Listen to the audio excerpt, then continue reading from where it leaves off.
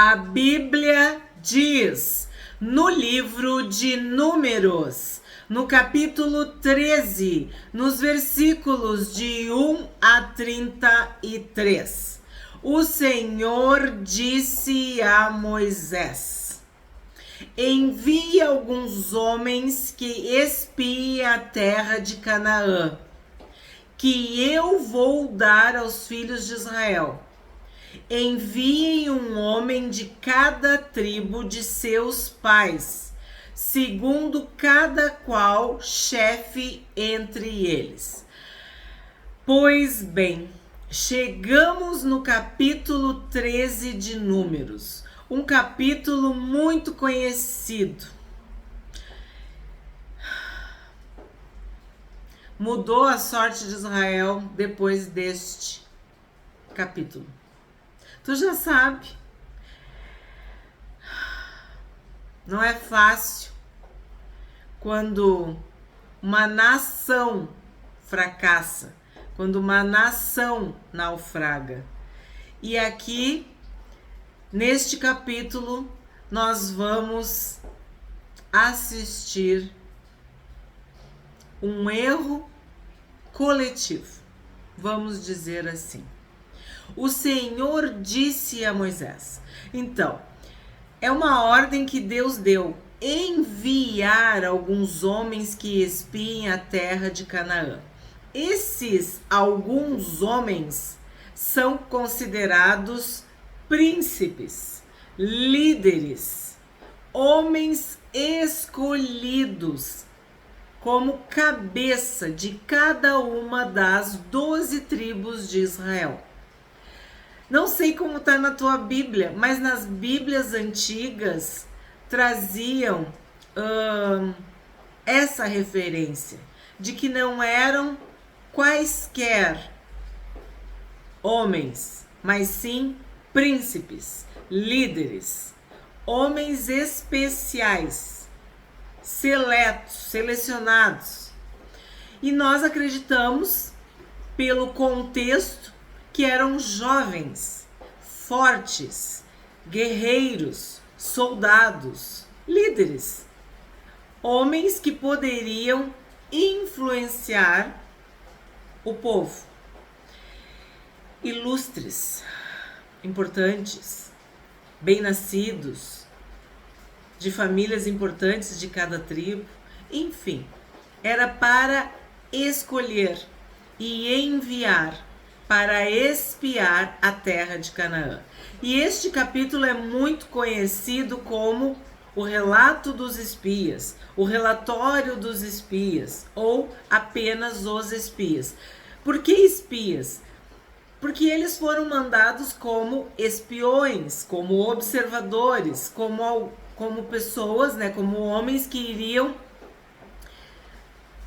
conhecer a terra, iriam ver os pontos fortes, os pontos fracos e relatar a realidade a partir do que eles iriam ver e conhecer. 3. Moisés os enviou do deserto de Parã, segundo o mandado do Senhor.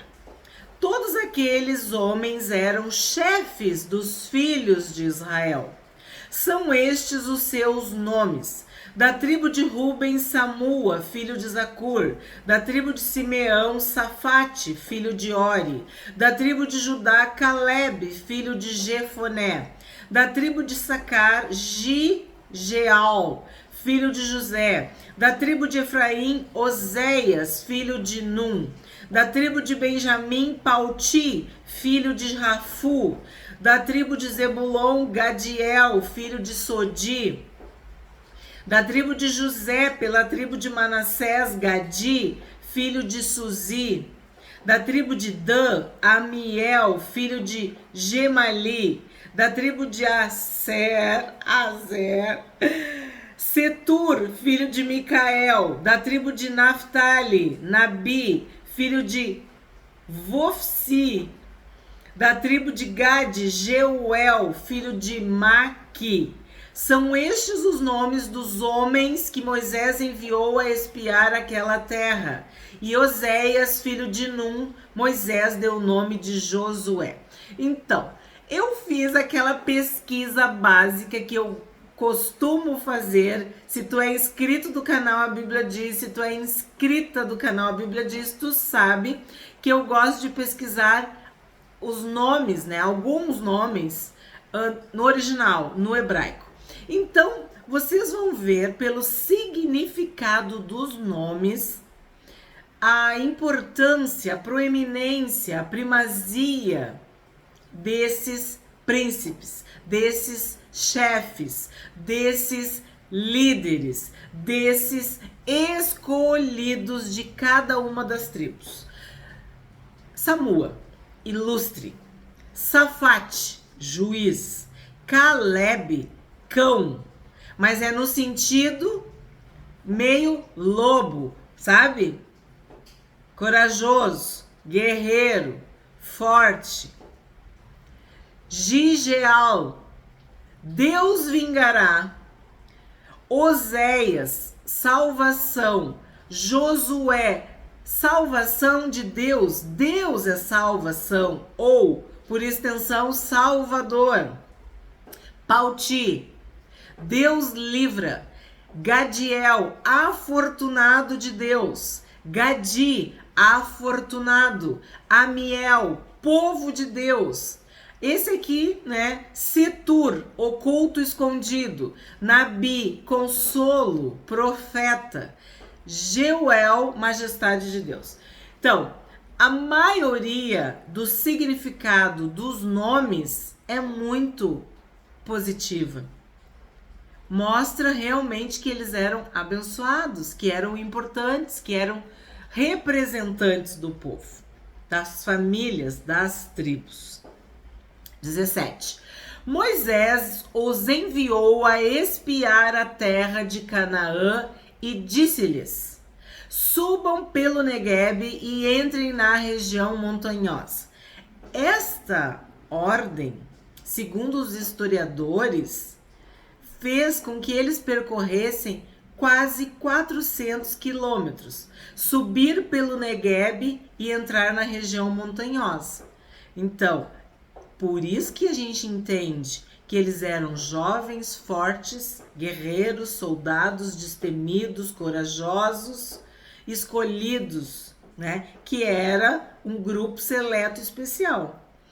Vejam a terra como ela é, e o povo que nela habita, se é forte ou fraco, se são poucos ou muitos. Vejam também como é a terra em que esse povo habita, se é boa ou má, e como são as cidades em que habita, se são arraiais ou fortalezas. Também como é o solo, se é fértil ou estéril, se nele há matas ou não. Tenham coragem e tragam dos frutos da terra. Aqueles dias eram os dias das primícias das uvas. Então, o que Moisés recomenda? Qual é a instrução que Moisés dá para esses 12 príncipes, para esses 12 chefes? Que ele queria determinadas informações. Então, se o povo era fraco ou forte, se havia poucos ou muitos, se a terra era boa ou má, se as cidades eram de arraiais ou eram fortalezas, se a terra, se o solo, se o chão era fértil ou era estéril, se havia matas ou não. E recomenda que eles tenham coragem e tragam os frutos da terra. E o próprio Moisés faz uma observação, porque naqueles dias eram os dias das primícias das uvas. 21. Assim foram e espiaram a terra, desde o deserto de Zim até Reob, a entrada de Ramate. E subiram pelo Neguebe e foram até Hebron. Hebron é uma cidade muito importante para Israel. E não é uma coincidência que eles foram até Hebrom. Nós já estudamos sobre Hebrom. Vocês lembram da morte de Sara, da Macpela, do sepultamento? Vocês também já sabem das cidades refúgios que serão criadas, cidades refúgio que serão criadas em Hebrom, que Davi governou em Hebrom. Enfim, a promessa de Deus para Abraão. Então, é muito simbólico eles terem ido até Hebrom. E Hebrom quer dizer congregação, quer dizer um grupo, quer dizer uma associação, uma ligação, uma união. Era uma palavra profética sobre esta cidade e principalmente sobre a nação de Israel. Ali viviam Aimã, Sesai e Talmai, filhos de Anak. Hebrom foi edificada 7 anos antes de Zoan, no Egito. Depois foram até o vale de Escol e ali cortaram um ramo de videira com um cacho de uvas, o qual foi trazido por 2 homens numa vara. Trouxeram também romãs e figos. Esse lugar foi chamado de Vale de Escol por causa do cacho de uvas que os filhos de Israel cortaram ali. Então, o que acontece? Eles viram que havia uma terra fértil e foram pegar um cacho de uvas em Escol. E a palavra Escol, o Vale de Escol, é literalmente cacho de uvas. Mas chama a atenção que o cacho de uvas era tão grande que precisava 2 homens para trazê-lo numa vara, de tão grande que era. 25. Depois de 40 dias, voltaram de espiar a terra. Eu tenho que parar aqui. 40 dias é muito simbólico, muito significativo na Bíblia. Nós sabemos que um dia para o Senhor é como 1000 anos e 1000 anos é como um dia. Nós temos um vídeo no canal sobre os números na Bíblia, sobre a numerologia bíblica, em que os principais números mais citados na Bíblia são destacados. Eu faço um destaque para alguns números. E o número 40, ele aparece muitas vezes na Bíblia. E aqui apareceu. Depois de 40 dias, voltaram de espiar a terra. Jonas pregou para Nínive. Ele anunciou, a destruição para Nínive e disse que se eles não se arrependessem, em 40 dias a cidade seria destruída. Deus iria destruir Nínive depois de 40 dias. Jesus foi tentado no deserto por 40 dias. Jesus jejuou por 40 dias. Jesus, depois de ressurreto, ele apareceu a muitos por 40 dias. A chuva, o dilúvio, ocorreu de forma ininterrupta por 40 dias e 40 noites. Às vezes é 40 dias e 40 noites, Mas a gente tá falando de dias, Independente. Moisés ficou 40 dias no Monte Sinai para receber a lei de Deus. Nós estudamos em Gênesis, no último capítulo, no capítulo 50 de Gênesis, que os egípcios, os médicos egípcios, eles demoraram 40 dias para embalsamar Jacó e Israel. Enfim, eu podia ficar falando aqui dos 40 dias, dos 40 dias. Mas por que é tão simbólico e tão importante para nós? Porque esses 40 dias que eles ficaram ali vão ser usados contra eles mesmos. Porque o Senhor vai transformar esses 40 dias em 40 anos. Eu tô dando spoiler, mas nós já sabemos, nós já lemos o capítulo, nós já sabemos o que vai acontecer também no 14, infelizmente. 26. Vieram a Moisés, a Arão e a toda a congregação dos filhos de Israel em Cádiz, no deserto de Parã. Fizeram um relato do que tinham visto a eles e a toda a congregação e mostraram-lhes os frutos da terra. Aqui eu tenho que falar sobre Cádiz. Cádiz quer dizer santo, sagrado, um lugar abençoado. Fizeram um relato do que tinham visto. Então, eles vão ouvir o que estes 12 príncipes têm a dizer. E aí nós temos que parar e meditar, e pensar, e refletir. Sempre que alguém fala, tu tem que reter o que é bom. Tu tem que ver se aquilo está de acordo com a palavra de Deus. Tu tem que ver se aquilo glorifica Deus, se aquilo é bênção. Nós vimos no outro capítulo que há muitas vozes no mundo. Lembra quando a gente falou das trombetas?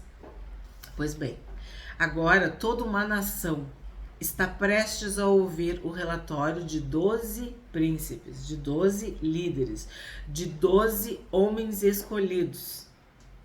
E eles têm uma capacidade de influenciar. Como hoje, uma pessoa que aconteceu agora, semana passada. Não sei quando é que esse vídeo vai ser postado, mas semana retrasada, talvez. Uma grande influencer, né? Uma pessoa que tem muitos seguidores, milhares e milhares, foi participar de uma CPI, né? E ela tem poder de influenciar. O que ela fala, vamos dizer assim, o pessoal repete, o pessoal segue. Só que isso, desde que o mundo é mundo, é assim. Por isso pessoas são líderes, por isso pessoas são destacadas, por isso pessoas recebem autoridade, uma posição, porque elas têm esta capacidade de influenciar. E agora eles vão fazer o relato de tudo o que eles viram. E isso é uma voz. A nação, o povo, vai ouvir esta voz.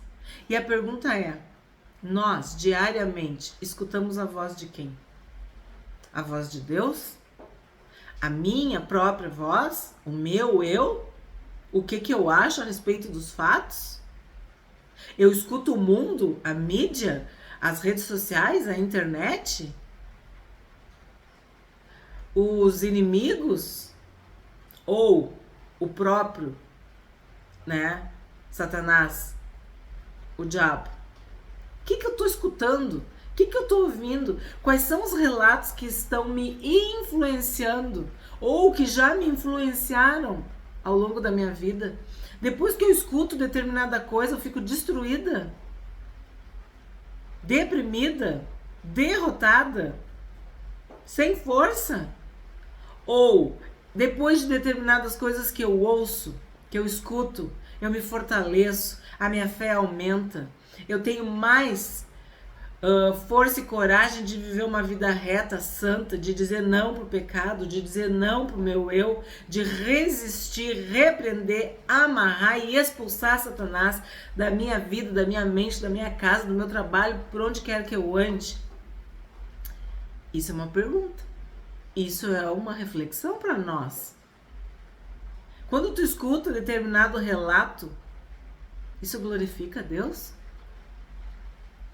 Isso te derruba? Te entristece? Pois bem,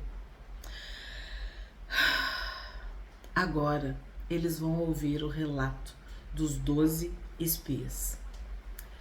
Relataram a Moisés e disseram: fomos à terra a qual você nos enviou. De fato, é uma terra onde mana leite e mel. Estes são os frutos dela. Então, eles estão começando, vamos dizer, pela parte boa, pela parte que eles não conseguiam omitir, ou não conseguiram difamar, não conseguiram criticar. De fato, é uma terra que mana leite e mel. E estes são os frutos dela. que nós já sabemos, né? Que eles trouxeram romãs, figos e uvas. Mas o povo que habita nesta terra é poderoso, e as cidades são muito grandes e fortificadas. Também vimos ali os filhos de Anak. Se tu não é inscrito do canal, não estudou sobre os Nefilins, eu te convido a assistir esse vídeo. Os filhos de Anak são os considerados gigantes. Os amalequitas habitam na terra do Negueb. Os amalequitas eram um povo sanguinário, maligno, endemoniado. O nome, o significado dos amalequitas é os que devoram, é os que destroem, é os que arrasam com tudo, tá? É basicamente o significado dos amalequitas, de Amaleque. Também já estudamos. Os amalequitas habitam na terra do Negueb. Os heteus, os jebuseus e os amorreus habitam nas montanhas. Os cananeus habitam perto do mar e na beira do Jordão. Nós estudamos muitas vezes os versículos em que o próprio Deus falava desses povos. E eu trabalhei com vocês o significado, o contexto, o que cada um simbolizava do ponto de vista espiritual. E Deus dizia, e Deus disse, né, várias vezes, que eles teriam que vencer, que expulsar esses povos. Isso fazia parte do script, né, do roteiro, do planejamento. 30. Então Caleb fez calar o povo diante de Moisés e disse: vamos subir agora e tomar posse da terra, porque somos perfeitamente capazes de fazer isso. Então, houve um relato negativo de que o povo era poderoso. Nós sabíamos que Deus era poderoso, que o Deus de Israel era poderoso. Mas eles dizem que o povo era poderoso. E dizem que as cidades eram fortificadas. E citam os inimigos, os povos, como se fossem mais fortes, mais poderosos. É isso que quer dizer o povo poderoso e uma cidade fortificada. Mas Caleb fez calar o povo diante de Moisés. Ele foi corajoso, destemido e falou o seu ponto de vista. Porque a vida é assim. Duas pessoas estão olhando para uma parede. Uma diz que cor linda, que maravilha, parabéns. A outra diz assim, mas ali tem uma sujeirinha, ali tá enrugadinho, ali tem uma rachadura, ali tem não sei o quê. Tem pessoas que o olhar dela é sempre pro mal, pro negativo. Se os teus olhos forem bons, todo o teu corpo vai ter luz. Mas se os teus olhos forem maus, tu vai estar em trevas, em grande escuridão. Pois bem, Caleb tinha bons olhos. Ele olhou e viu o quê? Somos perfeitamente capazes de vencer. Os outros não. 31. Porém, os homens que tinham ido com ele disseram: não podemos atacar aquele povo, porque é mais forte do que nós. Existem pessoas que creem que Satanás, que o diabo, ele tem mais poder do que o Senhor Jesus que ressuscitou. Existem pessoas que não entenderam, pessoas que eu tô falando cristãs, entendam o que eu tô dizendo, cristãos, homens e mulheres cristãos que professam a fé cristã, evangélica, que deveriam crer no Senhor Jesus, no ressurreto, no glorificado. Mas não. Elas acham que as trevas são mais fortes. Não entenderam o sacrifício de Jesus na cruz.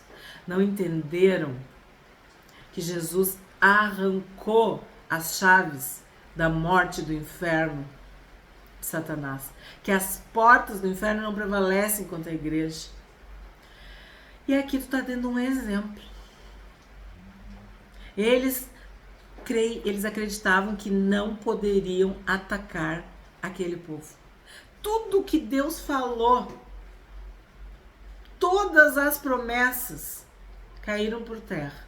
Eles não acreditaram, porque na mente deles, no olhar deles, na percepção deles, no relato deles, aqueles povos eram mais fortes. São mais fortes do que nós. E diante dos filhos de Israel falaram mal da terra que haviam espiado, dizendo: a terra pela qual passamos para espiar é terra que devora os seus moradores, e todo o povo que vimos nela são homens de grande estatura. Na tradução mais antiga diziam: eles infamaram a terra. Eles falaram mal da terra. O Senhor disse: eu vou dar para vocês essa terra. Essa terra é a terra santa, a terra prometida, a terra escolhida, a terra que mana leite e mel. Ele prometeu para Abraão, Isaac e Jacó. E esses príncipes, esses líderes, esses jovens escolhidos, fortes, infamaram a terra. Sabe quando tu ganha um presente e tu torce o nariz? E tu reclama? E tu te queixa? E tu despreza? E tu fala mal? E tu desdenha? Sabe, cuspir no prato que comeu? E aí eles dizem que eles eram de grande estatura. É terra que devora os seus moradores. 33. Também vimos ali gigantes. Ó, gigantes, eu falei para vocês. Os filhos de Anak são descendentes de gigantes. Eu expliquei no outro versículo. E éramos aos nossos próprios olhos como gafanhotos. E assim também éramos aos olhos deles. Então, para esses líderes, eles eram gafanhotos. Éramos como gafanhotos. Então, o povo de lá eram gigantes. E eles eram gafanhotos. O povo de Deus era gafanhoto. E os inimigos eram gigantes. Aí tu não lembra. Quer dizer, tu não tem como a gente não lembrar de Davi. Quem é esse incircunciso, esse filisteu, para afrontar os exércitos do Deus vivo? Então, eles estavam vendo os gigantes. E aos seus próprios olhos, eles eram gafanhotos. Gafanhotos. Isso mostra um complexo de inferioridade absurdo. Uma falta de identidade. Este povo saiu do Egito, mas o Egito não havia saído deles. Eles deixaram de ser escravos. Mas a escravidão, a mentalidade era de escravos. E isso mostra que eles não tinham fé em Deus. Que eles não conheciam o Deus de Israel. Que tudo o que Deus fez no Egito para libertá-los não foi o suficiente. Tudo o que eles viram até então, todas as manifestações de poder, todas as promessas de Deus, tudo que era sobrenatural, tudo que era milagre, tudo que era glória, não significou nada. Porque diante dos moradores da terra, diante da realidade, o que eles viam? Gigantes. E a si mesmo, gafanhotos. Eles queriam o quê? Que os inimigos saíssem e dissessem: venham, podem tomar posse. Eles não queriam lutar, eles não queriam guerrear. Eles não tinham fé em Deus. Eles não acreditavam que eles eram o povo escolhido, santo, separado, consagrado, que havia uma promessa, uma aliança. Para eles, eles não eram nada. E isso é o que o inimigo faz com cada um de nós. Ele mente, ele rebaixa, ele diminui. Ele faz com que homens e mulheres se sintam um lixo. Porque aí, se tu é um lixo, tu vai pecar. Se tu é um lixo, tu vai perder. Se tu é um lixo, tu vai ser um fracassado. Se tu é um lixo, tu nunca vai viver os propósitos de Deus, os planos de Deus. Então este capítulo é muito triste porque a gente vê um povo separado por Deus, pensando e se vendo como gafanhotos.